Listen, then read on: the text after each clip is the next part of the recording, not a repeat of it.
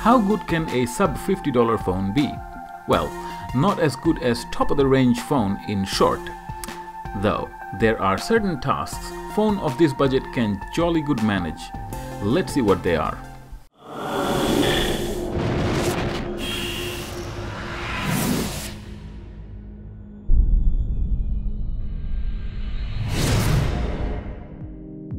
Before we go into the performance, let's look at what are the inclusions and the appearance of the phone. First of all, we are presented with this black box. Very minimal in appearance. Inside we have the usual, some paperwork and the battery. Value-adding items being a hands-free earphone, a plastic case and a screen protector. Not only the included one, the phone is shipped with one layer of lamination applied to the screen already. So a lot of things are included. The phone overall, I have to say, is not all that bad as far as build quality goes. Keeping the price tag in mind, the fit and finish is very reasonable. There are metal accents around the edge. The glass overall is very well fitted. The back cover is removable. If I don't consider fashion, this is still a nice looking phone. The battery terminal comes protected with a bit of tape that needs removing before we proceed. This is a good time to mention the phone, for its caliber, has a nice and beefy 3360 mAh capacity. More on that soon. Once the battery is in and the back cover is closed, the phone has somewhat heavy feel, or in other words, it does not feel like you are holding something flimsy. So let's get the phone going. Any phone starting for the first time takes longer to boot. The X10 took especially long time. This indicates the nature of things to come. Once the phone is started and the Android setup is done, we are greeted with this very stock Android version 6.0. The display produces decent colors, good brightness. The negatives are that the overall pixel count is low at 480 by 854. And the other issue is that the viewing angle is not really that good. You have to look at the screen as close to 90 degrees as possible. As far as the low resolution goes, it's not really a massive problem. Most majority of things such as answering the phone, messaging or web browsing can be done with relative ease. Yes, in some small cases it's somewhat apparent, especially with some apps that need more pixels for its interface. YouTube will run okay. For most general purpose, it will appear good enough to be enjoyable, and that applies to all videos. You want to watch a video, so long as you don't care about HD. Let's talk a bit about that battery. It is massive for a phone of its grade, and placed on standby, it has a mammoth long lifespan. If someone is looking for a phone to make and receive phone calls and messages, such users will enjoy a decent long endurance.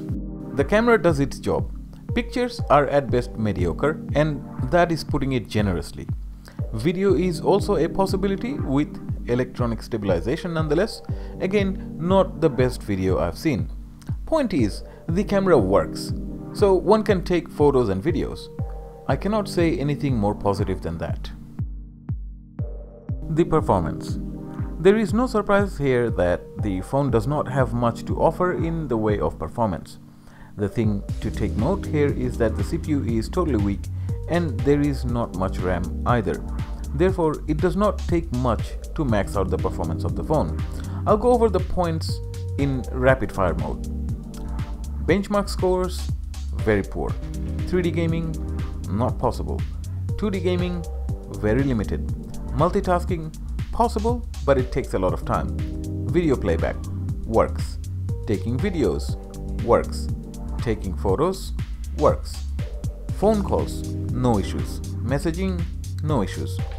Waking up from standby, there is some lag. Google Maps loads slowly but too slow for navigation. Facebook, possible to some extent. YouTube works okay with the lower screen resolution. Web browsing, one page at a time, and complex pages makes everything lag.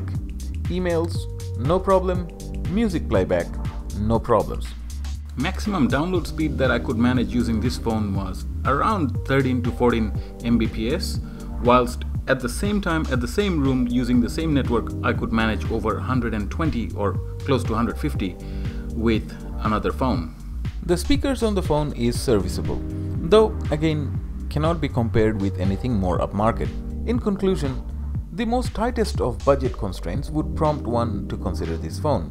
Note that such phone does not have a place, say something to give to the kids to get used to the idea of taking care of a phone while not risking too much, or as a second phone to receive SMS and calls, etc. As a basic telecommunication device, it works. This is otherwise a poor portable computer. Mind you, it sells for under $50 and in some places under $40. So if that is the budget, the X10 is one of the options you have. Thank you for watching this video. I hope you've enjoyed it.